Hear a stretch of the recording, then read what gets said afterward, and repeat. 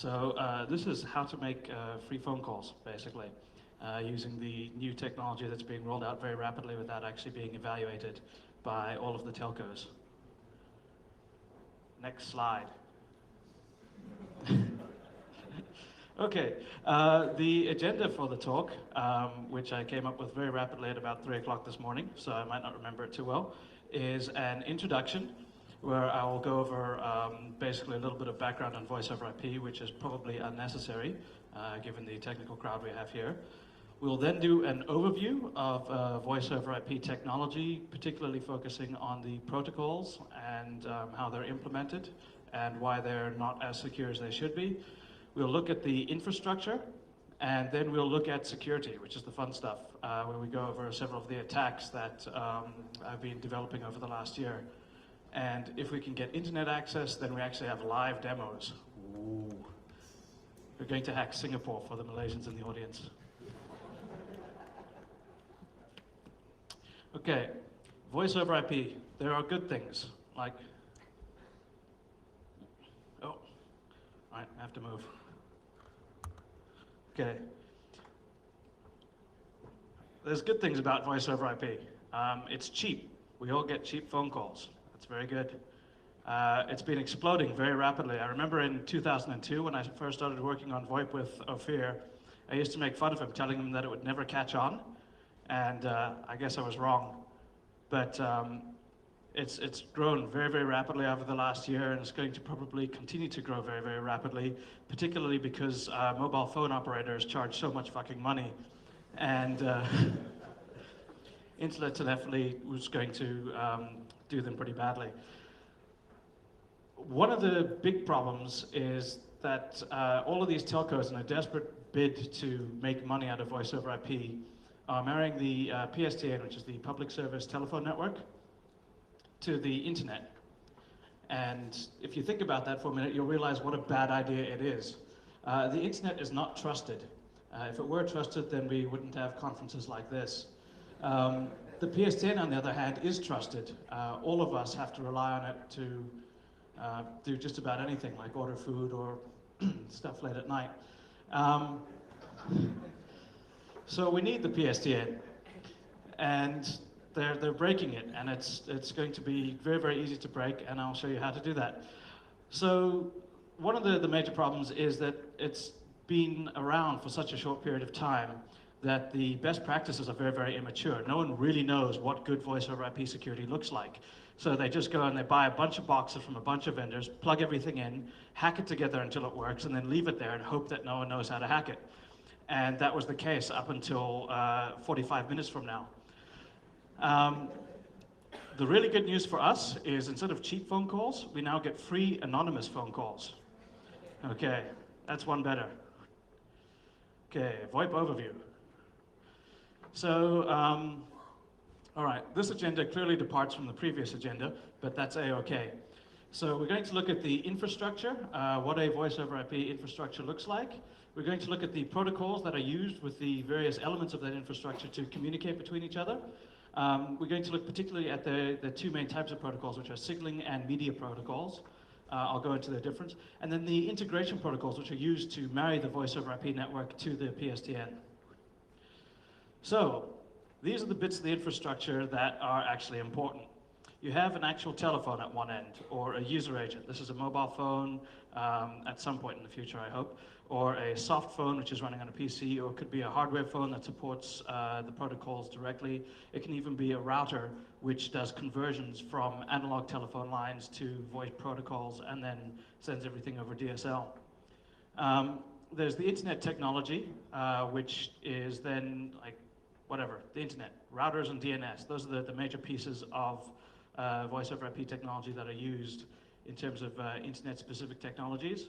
And then the integration technologies are basically gateways. They're called gateways because they act as gateways between the PSTN, which is a walled garden, and the internet, which is a wild, unkempt garden. And of course, there's two types, the media and the signaling.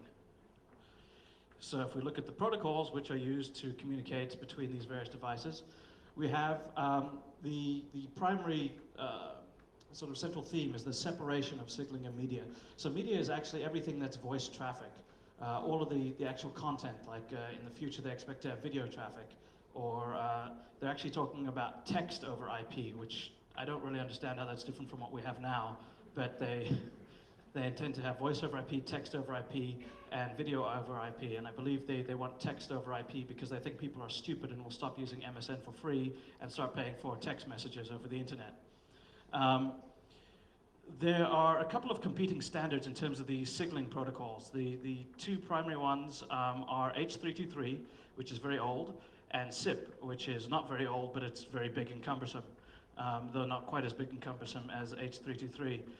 SIP tends to be what's used in the new rollouts, whereas H.323 tends to be legacy software. In theory, there's supposed to be a parity between the amount of H.323 devices and SIP devices out there. In the work that I've done, I have yet to encounter an H.323 device. So I'm not sure how widespread it actually is anymore, given the rapid explosive growth of SIP-based devices over the last year or so. The other big competition is between the H.323 related Megaco, which is used for media integration between media gateways, the PSTN, and the internet, and MGCP, which is just a legacy piece of shit. But it's been around for long enough that it's really entrenched itself in deeply. There's also a bunch of proprietary stuff out there, such as Skype, which a lot of you probably use. I don't know much about it, no one really does, but they've now been bought by eBay, so there's that. As I said, SIP is basically used for all the new stuff, so if you're going to learn about voice over IP, learn about SIP. Okay, signaling protocols. As I mentioned, there's H.323. It's a very, very old standard. It was like, I have a CD-ROM that came with my Slackware 7.0 or something like that, and it includes a bunch of documentation, and one of them is how to get voice over IP working with Linux, and it only talks about H.323. So H.323 has been around for a long time. It's based on ASN1. For anyone who knows anything about security, the words ASN1 mean pain, convoluted, complex, and basically broken. It's most likely vulnerable. Right? Anyone who remembers from a couple years ago all of the ASN1 bugs that were coming out, they should realize that no one's actually looked at any of the H.323 implementations with those. So, broken. If you want to develop attack tools, don't. H.323 only has the open H.323 library, which is very, very painful to use. I spent 2 days working on it and then decided that I didn't want to know anything at all about H.323. It was just too painful. It's not good for attack tool development. You have a very, very high-level API that makes no sense. Okay, this on the other hand is cool, SIP. SIP is the Session Initiation Protocol. It's used to negotiate and set up sessions between calling parties or calling agents.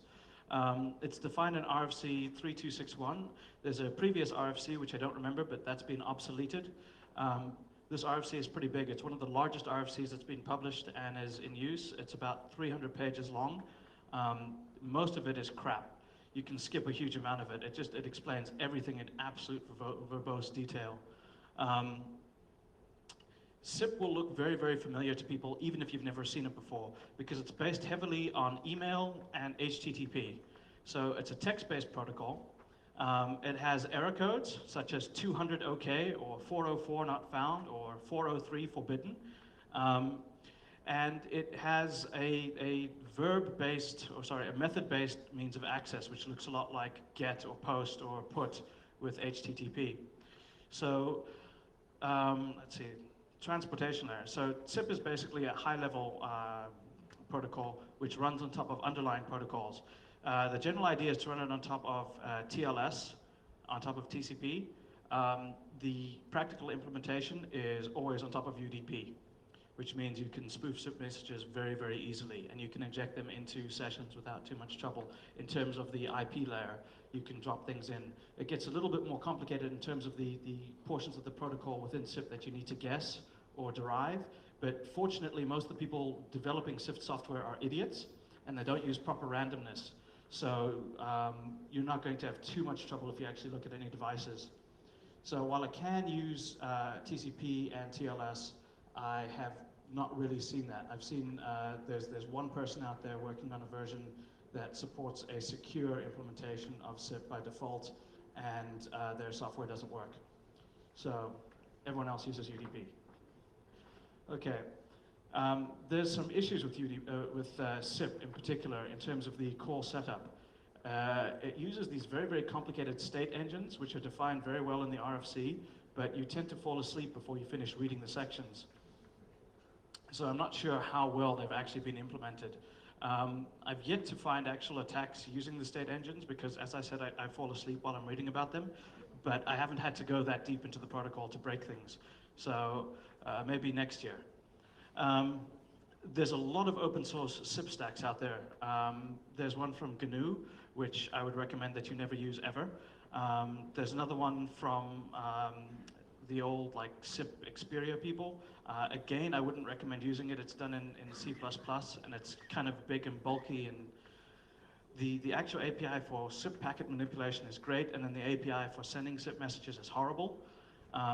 There's implementations of SIP in Python, in Java, in just about everything. The Java implementations, by the way, are very funny because they expect the protocol to be actually delivered correctly.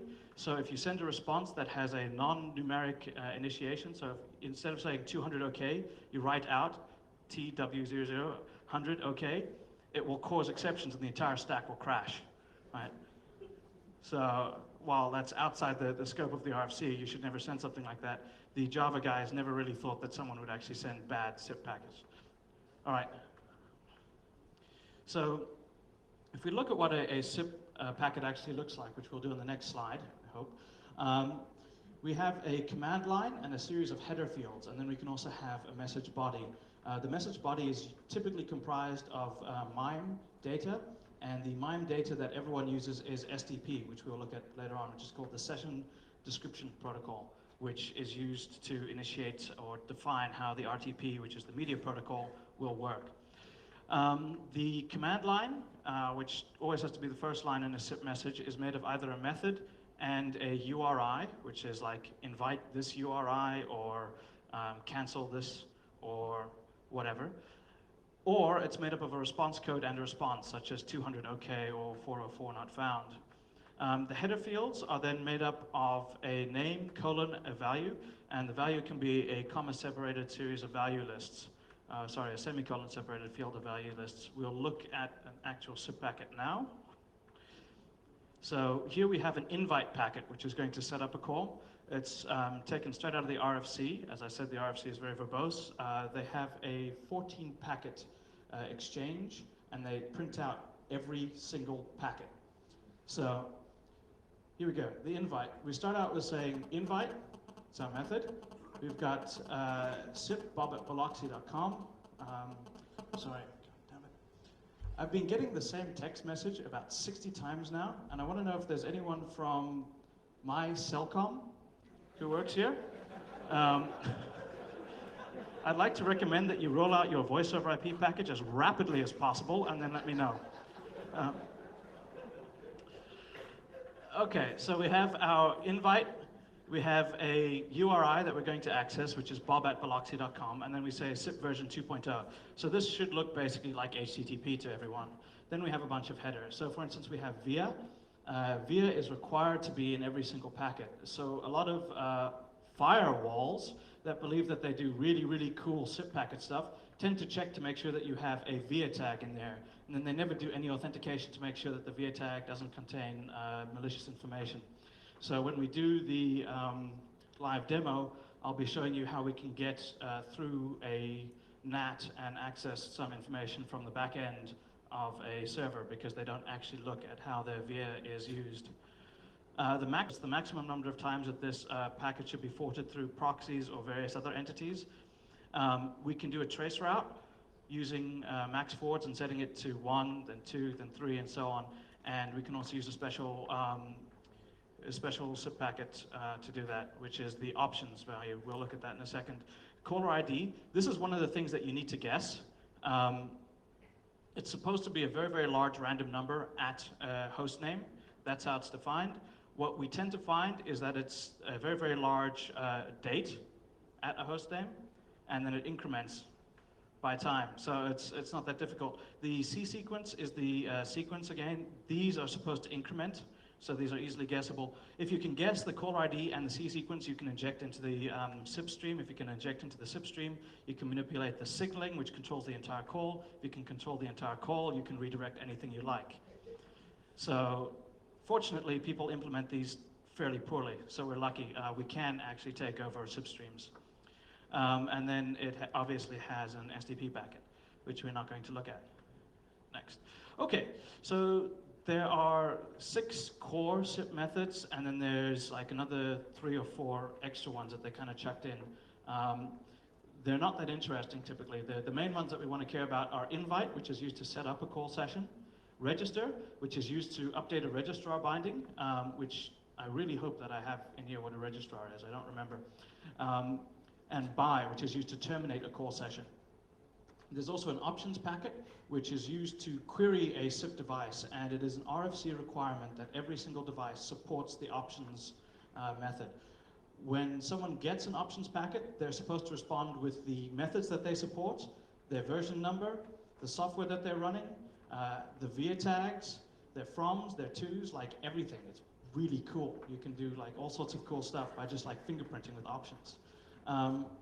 Okay, so this is how a SIP call session is set up. You have portions of the infrastructure, which is a soft phone at one end and a SIP phone at the other end. And then you have proxy servers. Proxy servers are used basically as a single entry and exit point into a SIP infrastructure environment. So they allow you to have a whole bunch of specific SIP devices and only one domain name. So you can have a whole bunch of devices that are basically hidden behind a NAT, which would be the proxy. Pretty straightforward stuff. So anyway, we send an invite, the proxy forwards it on and tells us that it's forwarding it on, forwards it on to the next proxy, gives it to the person who's supposed to get it, who responds back. We get the ringing response, then they actually answer the phone, we get the 200 OK, we acknowledge that we've got the 200 OK, we do our like little media thing, and then we send a buy, and then we send a 200 OK, we receive your buy. That's that. Pretty straightforward stuff. The state engines to handle various timeouts and that get complicated, but essentially it's very, very straightforward. By the way, this is called the SIP trapezoid. They like to talk about it because they think that using geometrical terms makes them sound cool. So you'll hear about SIP trapezoids a lot. What it really means is 2 proxies and 2 people calling each other. Boring. Next. Okay, so SIP typically carries SDP. SDP is a very, very, very, very old, ugly protocol. I don't have any examples here. That's just because they make me feel ill when I look at them. It's basically based on single characters and numbers. It's like mind-boggling how they got this stuff through an RFC. Session description protocol is used to describe how an RTP session is going to work. In theory, it's flexible enough to define any media stream or any actual session.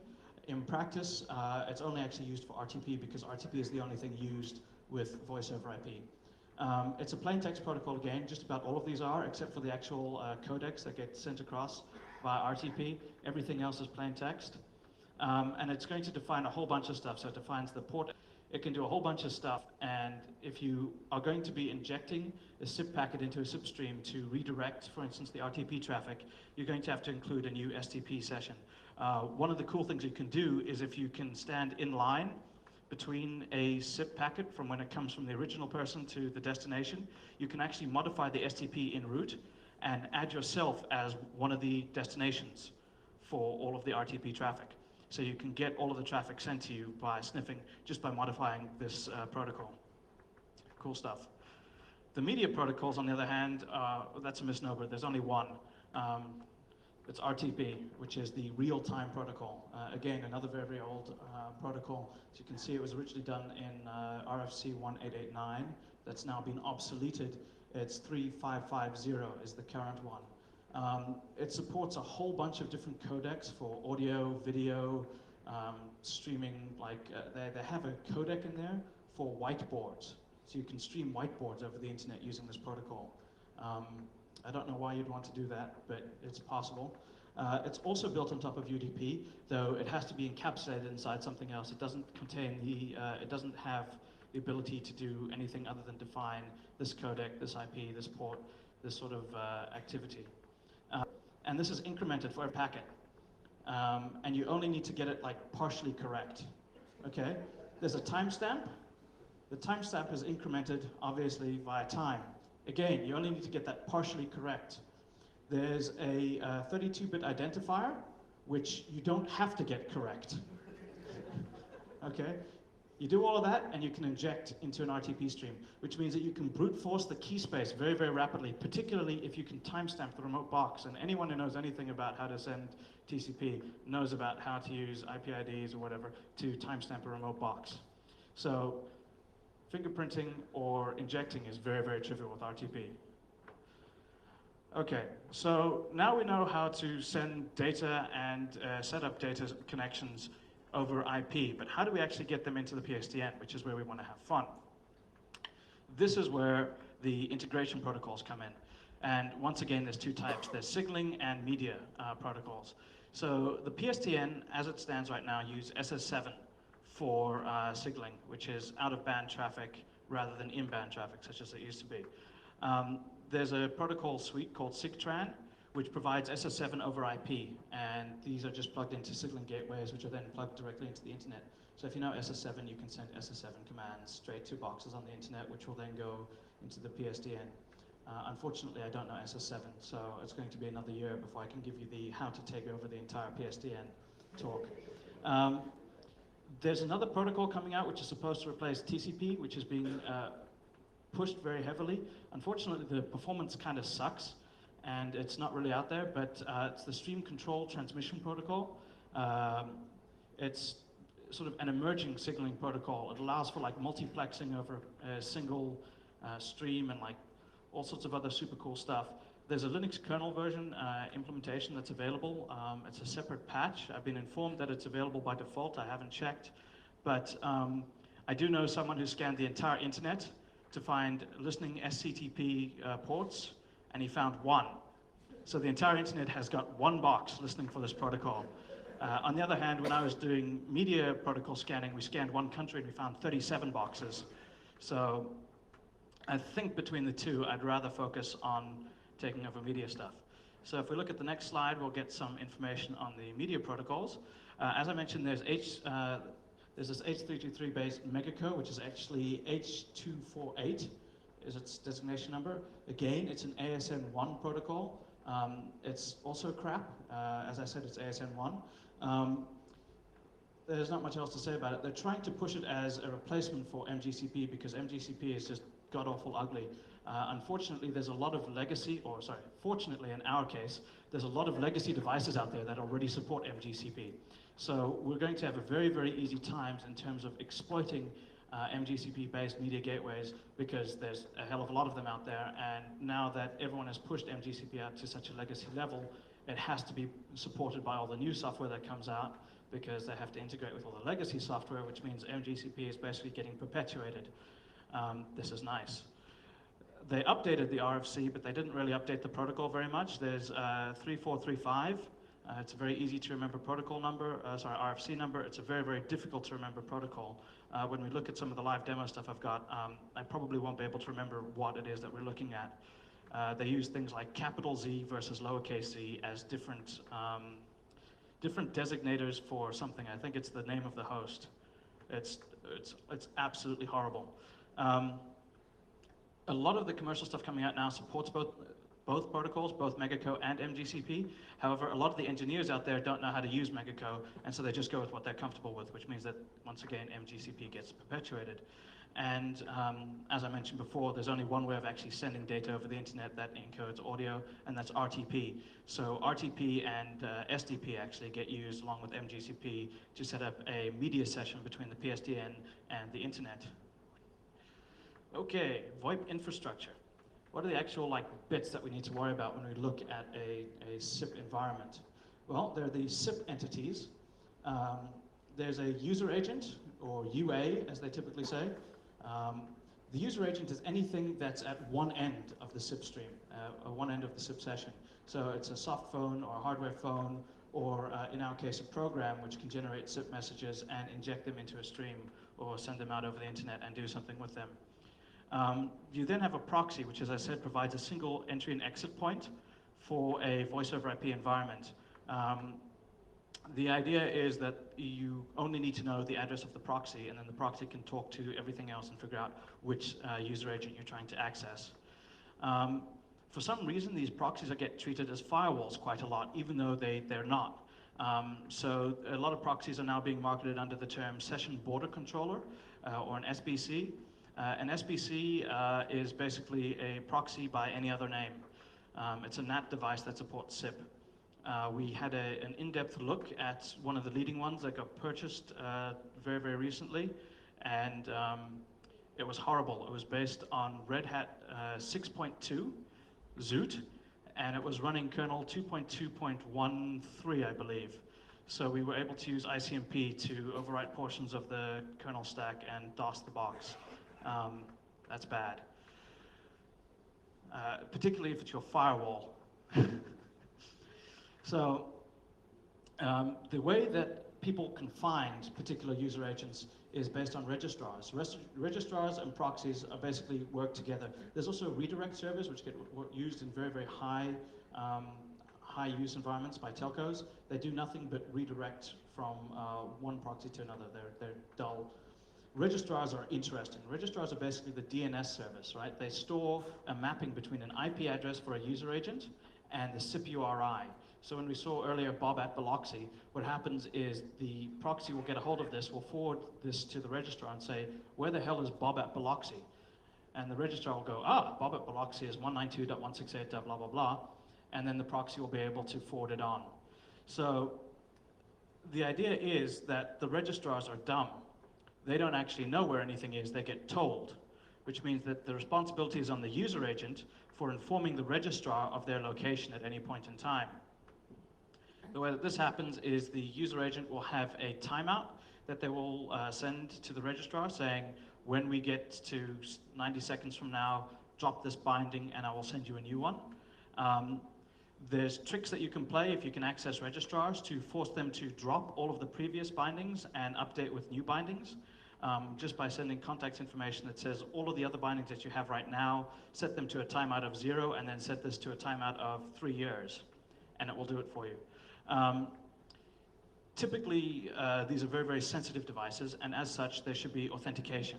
So there's the capability for authentication built in within SIP. However, most phones don't have that capability built in. So while the registrars will support authentication, the user agents typically don't, because no one knows how to put a username and password into like one of these things, particularly if it's a phone on a desk. I mean, like, what's your username? 1234? Doesn't make any sense. All right, so we've got like the core SIP entities, which are the user agent, the proxy, and the registrar. We then have the gateways. I've mentioned the gateways several times. This is because the gateways are the fun bits. Like, breaking all of that other stuff is cool, but you only get to muck about with internet stuff. Breaking this stuff is super cool because you get to muck around with the telephone network without any security, and as a result, they're wide open to attack. Let's see. So yeah, the media gateway, RTP to PSTN analog voice traffic, and signaling is SIGTRAN to SS7. Moving swiftly onwards, the fun stuff. All right. I don't have an agenda, and I don't know what order these slides go in, so I'll just kind of talk and we'll see if it matches up. There's basically two things I want to talk about before we get into voice over IP security. And the first thing I want to talk about is the nature of vulnerabilities. Okay, there's basically two types of problem out there as far as I'm concerned. There's a generic software problem that you're going to find, and this will be in any sort of software. It could be buffer overflows, format strings, integer overflows, race conditions, all the other stuff that frequently gets so much bill and play during a security conference. These are great bugs. You can take over a piece of software. You can run your own software instead. You can take over the operating system or the host, and you could do what you like. That's all well and good. But what's typically more interesting in terms of making a lot of money is application-specific attacks. So application-specific attacks, for instance, in the web world would be SQL injection or LDAP injection, where you can take over the actual application and make it do what you want it to do. This means that you don't need to worry about writing your own version of the software. So for instance, if I want to steal someone's database, I could break into their web server, get through their DMZ environment, get into their backend, hack their Oracle box, and then try and pull all the data back. Or I could just do an SQL injection through their web app front end and pull all the data down using my web browser, right? It's similar with voice over IP. Right? We can find bugs in various different bits of software, and we can crash them or break them or take ownership of them. But that's not particularly interesting unless you want to have control over a piece of software within a telco, which, to be fair, is fairly interesting. However, in terms of what we're going to be looking at is telephony attacks. It's how we can leverage the actual protocols and the actual application to do what we want to do, which is make free phone calls, impersonate other people, mischarge or misbill. Like one of the things that we found out how to do was in Florida, they've got something which allows you to pay your gas bill by telephone based on your caller ID. And because we could spoof caller ID, we could have other people pay our gas bills for us. Unfortunately, we don't know anyone who lives in Florida. Otherwise, you know, there'd be some dude out there who would get really pissed off. So, voice over IP concerns. These are the things that people worry about. And I'm going to split them up into two groups. We've got the people who actually use VoIP. These people worry about quality of service, right? Do I have to wait 6 seconds between when I say hello and when it gets to the other end? Is it going to terminate prematurely? Am I going to get drops or static, or like what's the sound quality going to be like? Is it going to have privacy, right? So can someone else listen into what I'm talking about? The quick answer is yes. The long answer is yes. Then they worry about authentication, right? Can I prove that the person calling me is who they say they are? There are protocols out there that allow you to do that. No one's implemented them, so there is no authentication. And the reason that none of these things get really, really focused on is because the people who actually provide voice over IP don't give a shit, right? They're worried about getting paid. That's their number one concern. Voice over IP security for them means, is someone going to be committing fraud? Am I going to be losing money by providing this service, right? So what they want to do is they want to ensure that their billing is secure. Once their billing is secure, maybe they worry about quality of service because that enables them to retain customers. And then, at the very end, if they've got any time or money left, they might care about privacy or authentication. But typically, they don't give a shit. They want to get paid. Right. So, specific attacks. At which point, I'm expecting these guys to have internet access available for me with a cable. Do we have that?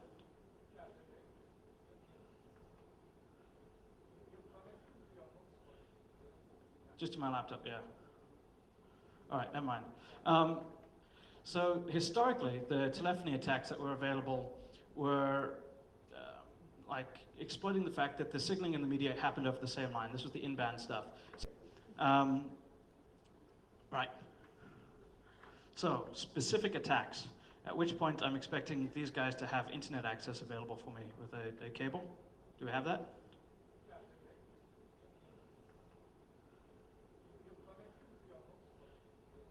Just to my laptop, yeah. All right, never mind.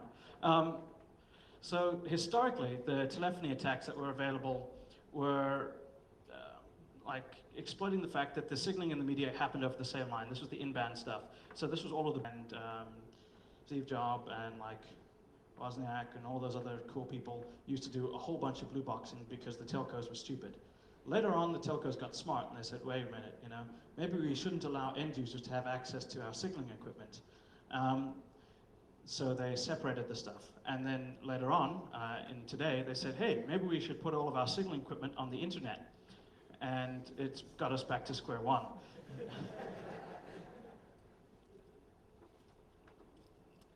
So what are the things that we can do against voice over IP? Well, back in the day with Phreaking, we used to be able to get free phone calls. Now we can do a lot more than just free phone calls or call monitoring. We can also do session hijacking. So we can actually take over someone's complete RTP session and start injecting our own traffic, right? This is cool. We can wait for someone to authenticate.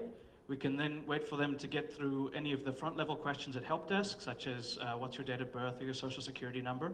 And then we can inject it and say, yeah, but what's my password? All right? We can do RTP hijacking directly. As I mentioned earlier, there were several weaknesses with RTP which make it particularly vulnerable, mostly in implementation rather than in RFC definition, that make it particularly vulnerable to injection. We can also do hijacking by modifying SDP packets or sending new SDP packets, which will say to the user agents, please contact this host as well with all of your RTP streams because he wants to know what you're talking about. And thanks to the user interfaces available, no one's going to know that that's happening, right? So it's possible for a three-way conversation to get set up with the first two parties not knowing about the third party. It's also possible to do this once a session has been established by sending a new invite saying, hey, add this guy to the call. And once again, due to the way that most of these things are implemented, the re-invites go through without any notification being passed on to the user. Of course, because RTP is just over UDP and it's not encrypted, if you can sniff between the channels, so if you can get somewhere between the two user agents, you can dump all of the audio traffic out, and then the codecs are well, which makes for a great party trick. There's also spam over internet telephony.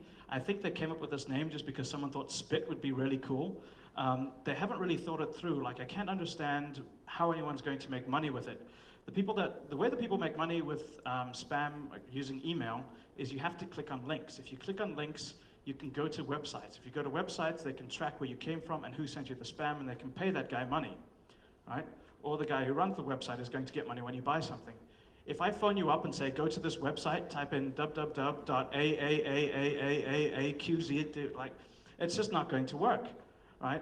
So that being said, there's a really, really easy way of doing a spit attack.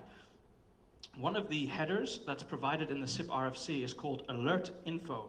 And what alert info is it's a URL to a .wav file that the end phone that's getting called is supposed to download and play as a ringtone. Okay, so this is horrible in more ways than one. There's different sorts of alert info. There's different sorts of caller ID info where you can get the remote phone to download information from the internet and display it. So you can also have it access HTML or Flash and so on and so on. Fortunately, no one's actually implemented this stuff yet. I think probably because they're lazy rather than because they're security conscious. But with a alert info header, I can point to a, greetings from Nigeria.wav and send it out and have people's phones ring and then sound like they're answering and kick it in. Right. So as I said, I don't know how anyone's actually going to make money, but you can do it. Media stream injection. There's a lot of private tools out there, particularly developed by governments. I don't know why they want to do that, but they have it. MAC address.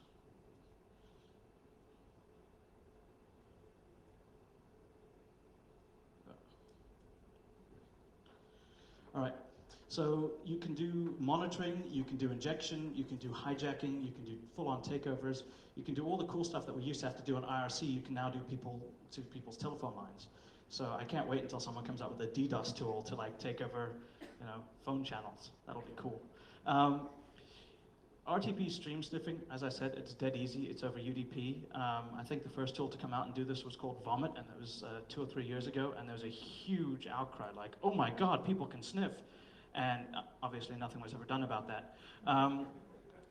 SIP redirection is a bit more interesting. It's a little bit more complicated than just straight sniffing. What you do with the SIP redirection is you inform one of the parties of the phone call that their proxy has now changed, and they're going to need to now start sending all of their traffic through you first.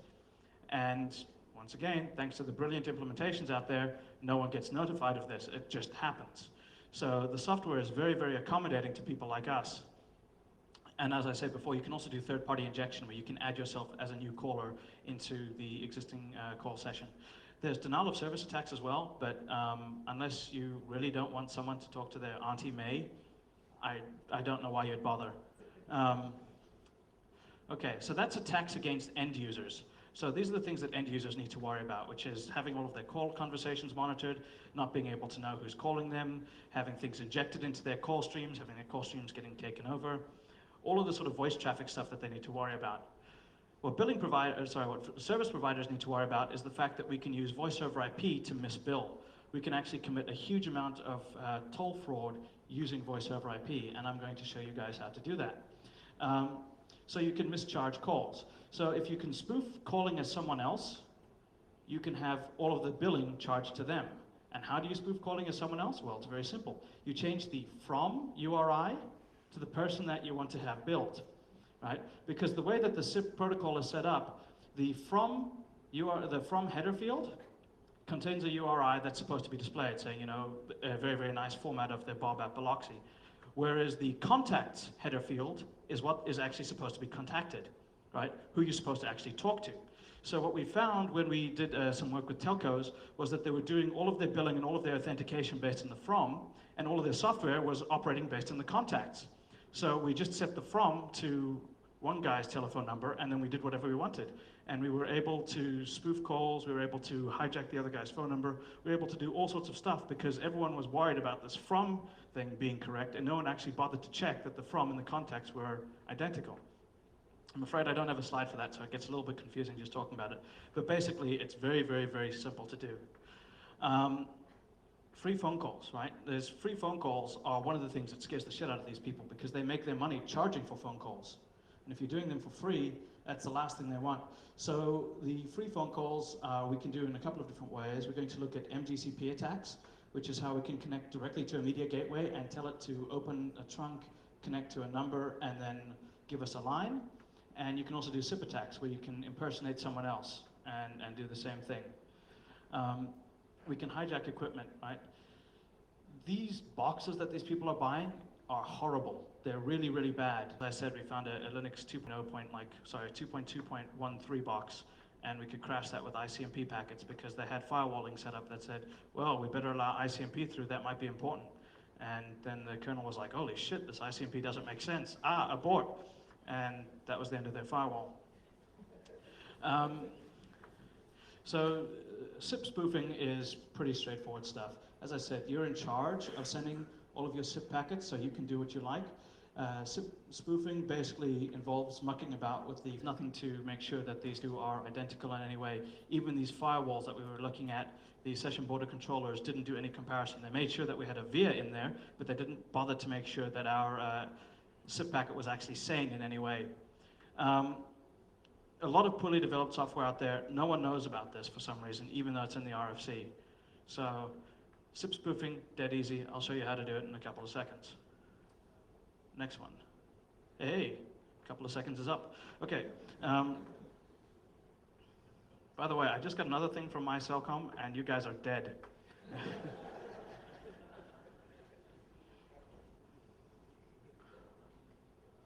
Hey, all right.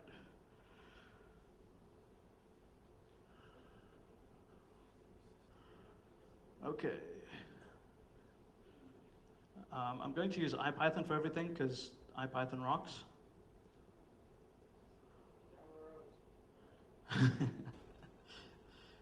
Nou, gooi blie.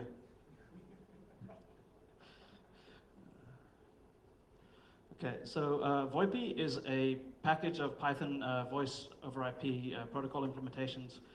So this tells me that from the VoIP module, import everything. I'm then going to try to see if I can remember the rest of the commands. Okay, message equals helper dot.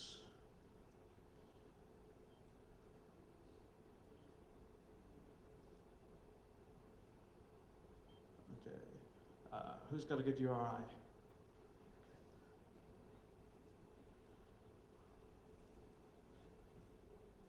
Hopefully that's enough. Oh.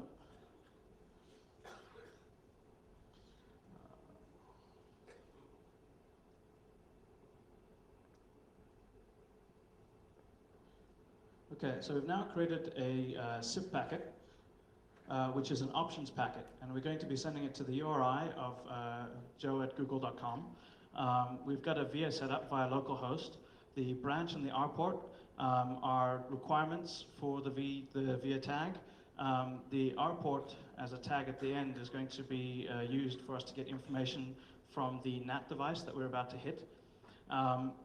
The from we've set to foo at bar, and the contact is bar at foo. We're going to see that this doesn't matter at all, if we're lucky. The CSEC and the max forwards, let's see, we need to change max forwards, I think.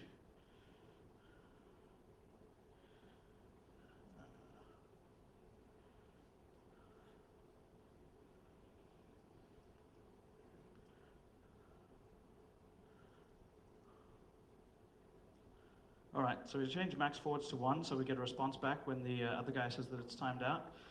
We now need to create a socket, so import socket. I did all of this just because I want to burn time, actually.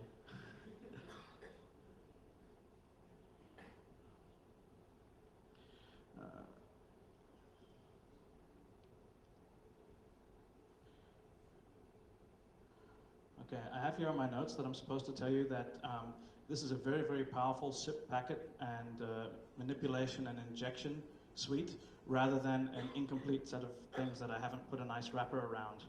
Okay? So view this more as a power interface than a lack of user interface. So our target is going to be proxy01 .zipphone.com, and we'll send it to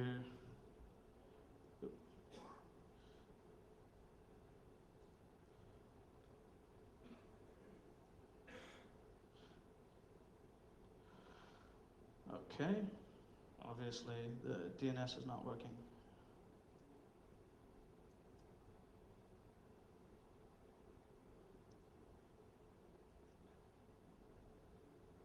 The DNS is not working very badly.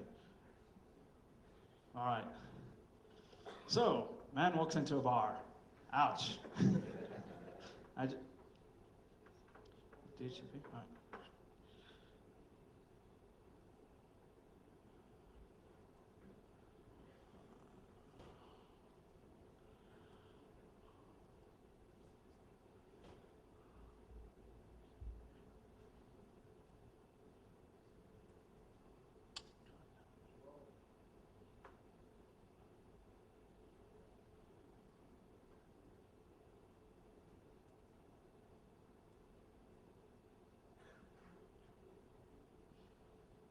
Oh, the suspense is killing me. Okay, well, we could possibly go back to the slides and then come back to see if DHCP actually exists on the network. Or we could all sit here and look at DHCP. All right, so that was our example of how easy SIP spoofing is to do. Obviously, a lot more difficult than it looks. Okay, MGCP attacks, which will be our next not running example. I love this portion of the MGCP. Like, there's a portion of the, it's not the RFC, but it's a version of the RFC that everyone uses for implementations. It's a PDF by NCS. Basically, it has a section called On Security Considerations, and it consists of this two-line fragment. Security is not provided as an integral part of MGCP.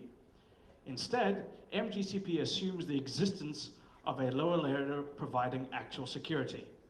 Okay, what this means in practice is there's no security at all on MGCP. What it means in theory is everyone is supposed to deploy IPsec, get a full PKI environment, and then deploy MGCP devices on top of that. And as you can imagine, I think that's happened exactly once since MGCP has been rolled out. Things that we can do against MGCP. MGCP is a very, very ugly protocol. Essentially, the way that it works is it has a verb, which are these garbled-looking four-letter combinations. It then has a caller ID number, which is not actually a caller ID as in a phone call ID. It's simply a reference to this particular conversation that you're having with the MGCP. Things that you can do with MGCP. Well, because all of the security is provided by a lower layer rather than the MGCP protocol, you can do things like you can modify connections. So you can send MDCX and say to the MGCP server, from now on, this particular RTP stream that you have is now also going to be going to this address and port. So much like we can inject SDP into a SIP stream, we can also directly inject SDP into the media gateways. So we can do monitoring directly from these boxes, which is pretty cool. We can also create new connections. So we can say, open up a line on the trunk and attach it to this number. That obviously means free anonymous phone calling. We can also delete connections where, once again, we can drop people who have hooked up to, basically have hooked up to existing phone calls. We can come in and say, terminate this phone call, it's no longer in session. Why we would want to do that, I'm not really sure. Okay, let's see if we've got any luck. Do we have DHCP working?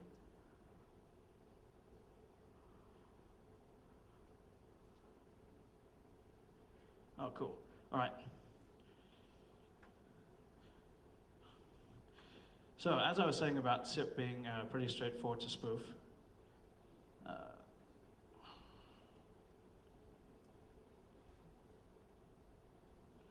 So we get the message back from the box that we sent it to earlier. If we print it out, we say, oh no, apparently we sent it with a max forwards of only 1, so our request is timed out.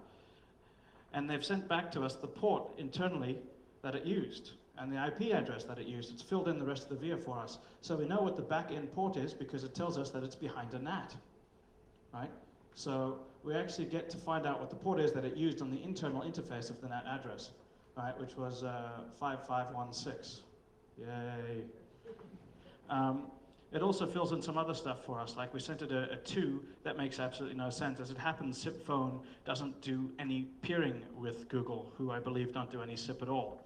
So even though it shouldn't have actually looked at this, it should have discarded it by going, whoa, I'm supposed to check this. It's instead responded and given us some information. So we could, for instance, flood them and find out, that's cool. We know it's behind a NAT device. Or we know that's providing NAT functionality as well. And we can now do fingerprinting of their environment simply by sending anonymous UDP packets. You can clap now. It's pretty cool. Sorry. All right.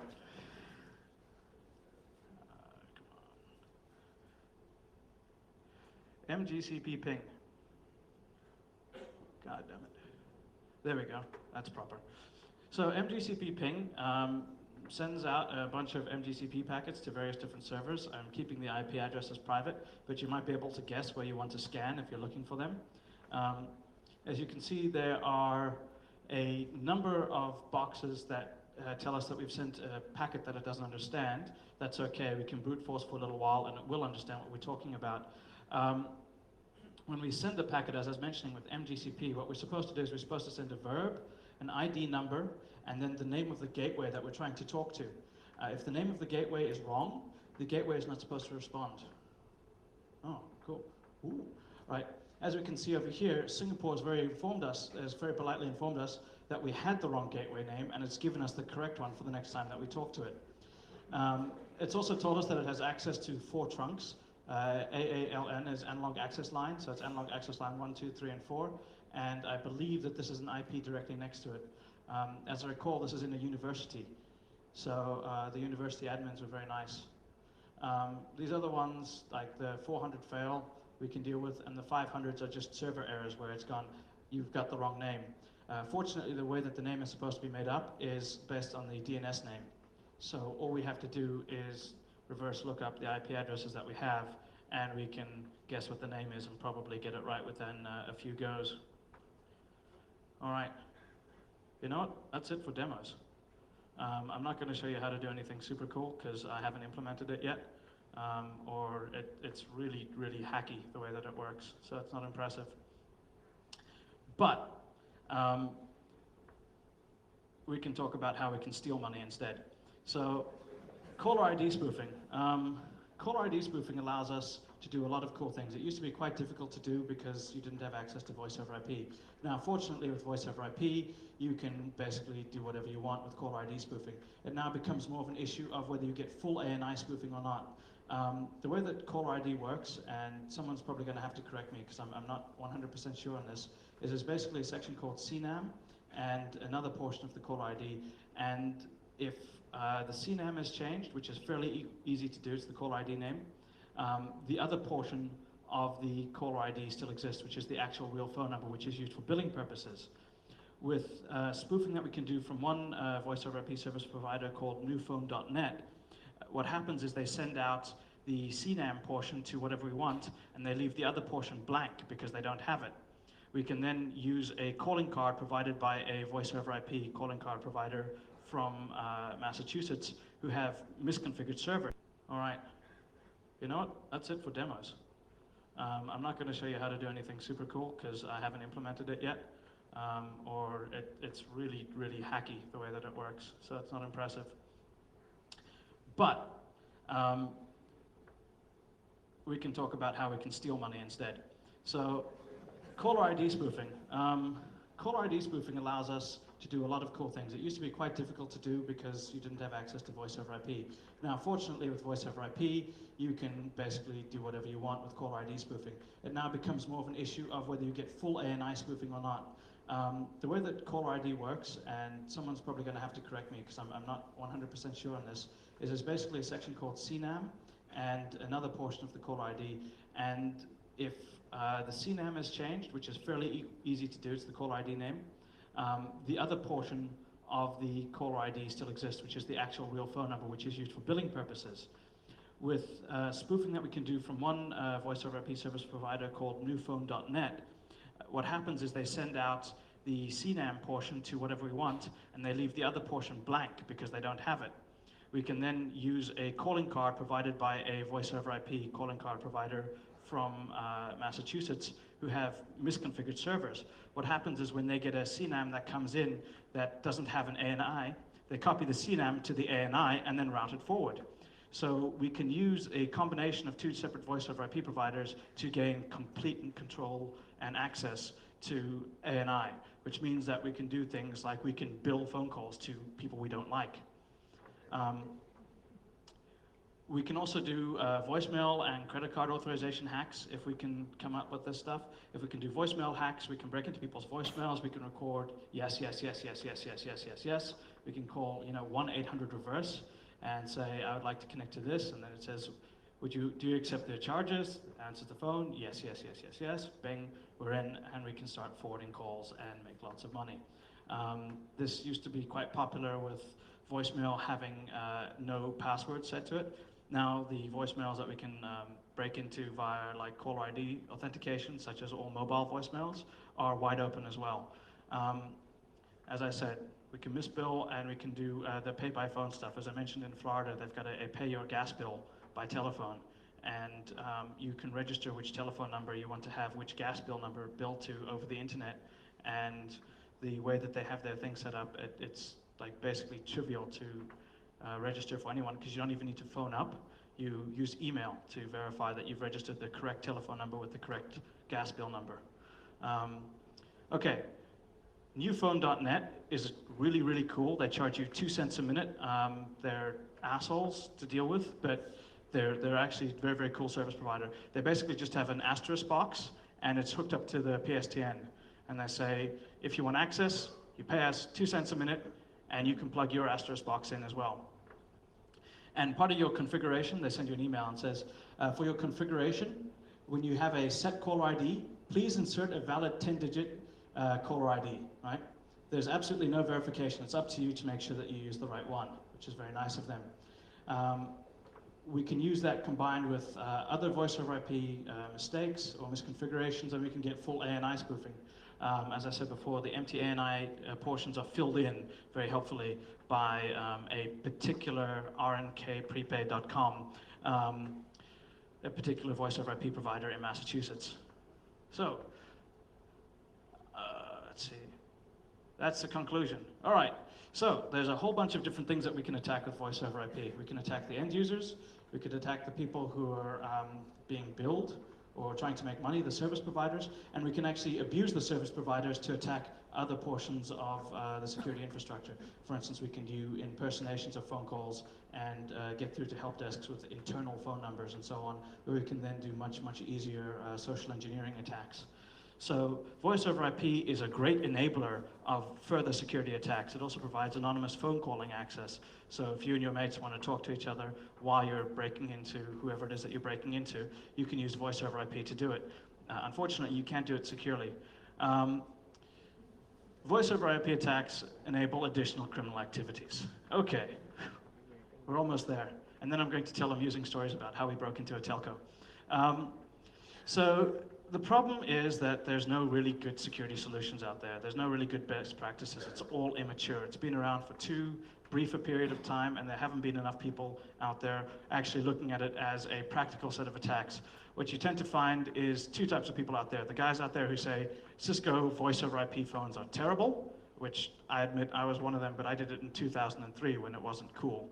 And there are the guys out there who say, in theory, if there is a less than 150 millisecond round-trip time period for an RTP packet, the blah, blah, blah, and it's boring academic shit. No one cares.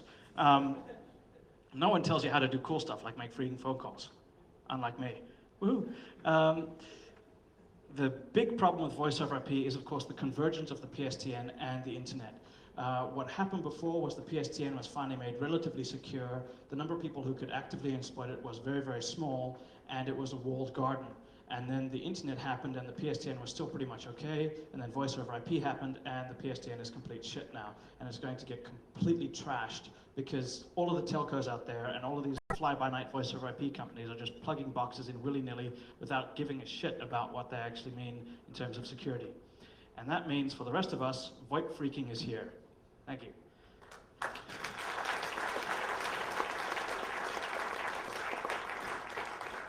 Okay, are there any questions? Are there any answers? Are there any jokes?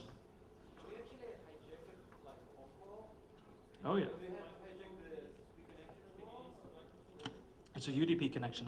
The question was, to hijack a phone call, do you have to hijack the TCP connection as well? The answer is no, because it's not a TCP connection, it's a UDP connection. You can in some regards, depends on which technique you use.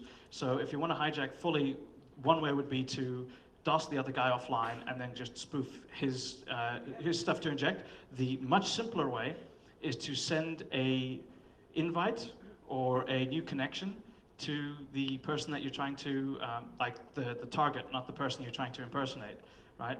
So the person that you're trying to hijack, you don't need to knock them offline, you simply need to tell the person that they're talking to that they should no longer talk to this IP, they should talk to this IP, right? And they will happily do that without even noticing it. Connected over here, let's resync and keep going.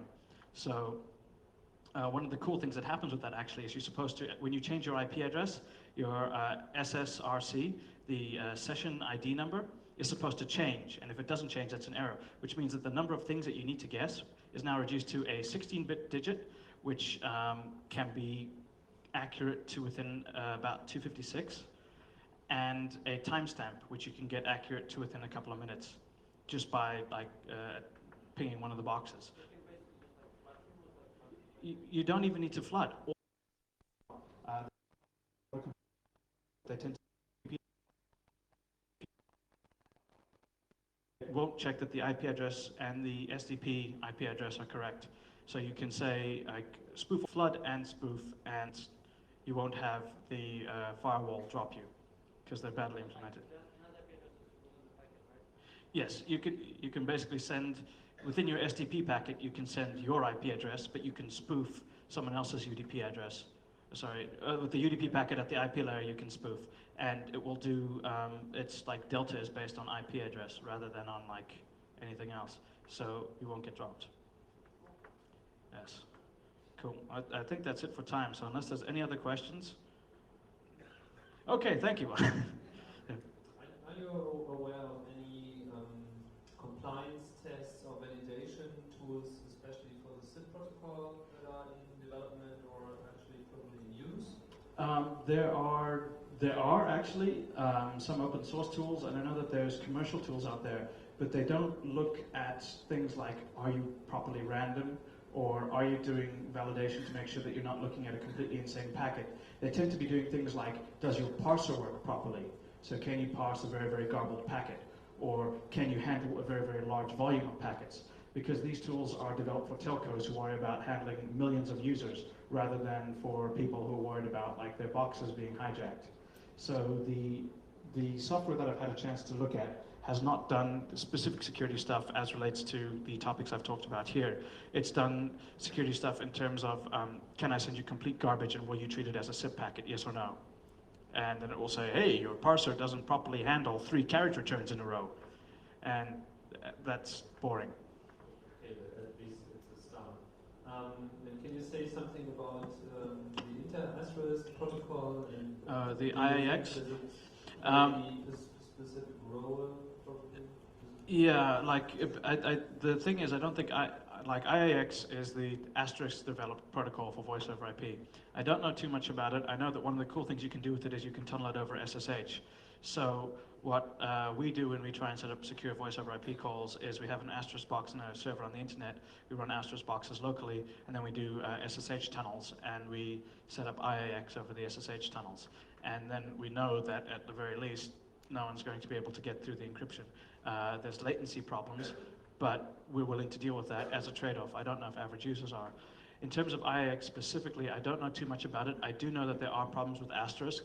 I do know that the people who have access to those particular problems are quite concerned about making them public because there's a lot of asterisk boxes now being rolled out in valuable places, and I know bad people who like to do bad things. So they're hanging on to that information. And that said, most of the carrier grade equipment is not asterisk. Asterisk is for like the also-rans, I guess. They're for like the little toy people. They're for like people like us who like to play at home. If you're a carrier and you're dropping a couple of $1 million on a box, you really don't want to get Linux running asterisk. Right? You want to get something with a big brand name on the side that you can go and sue later when it doesn't work.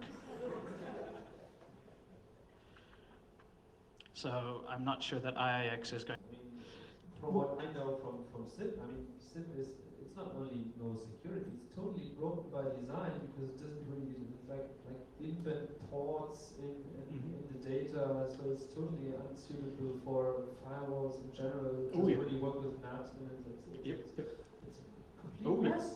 Oh yeah, yep. And it's being rolled out everywhere.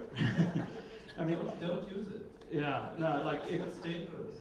Yeah, no, SIP is quite bad. It requires UDP ports. It doesn't work well with NAT. That's why the proxies were developed, and then they found out that they had to make the proxies the NAT devices, which means that you then have someone trying to develop voice over IP technology and good NAT technology. And there's only a limited number of people in the world who can do one of either, and they tend not to be the same person, and they tend not to be in the same teams or companies. So it's a complete mess. And then, of course, RTP itself has to randomly assign a new port number, which again doesn't work very well with NAT. So if you've got several people going through, you end up doing like all sorts of very, very ugly things. So voice over IP technology does not play nicely with firewalls. It doesn't play nicely with large corporations. It should be used internally probably, or it should be used in a secure way. And since no one's figured out what that secure way is, don't use it. All right. Anything else? No? Cool, we're done.